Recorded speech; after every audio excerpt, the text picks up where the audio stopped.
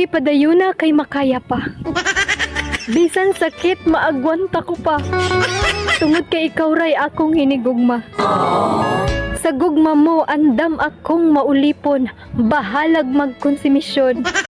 Siguro, kung talagang mahal na mahal mo ang isang tao, kahit isang oras, isang araw mo lang siyang hindi makita, miss na miss mo na siya, at ganito ang iyong mararamdaman.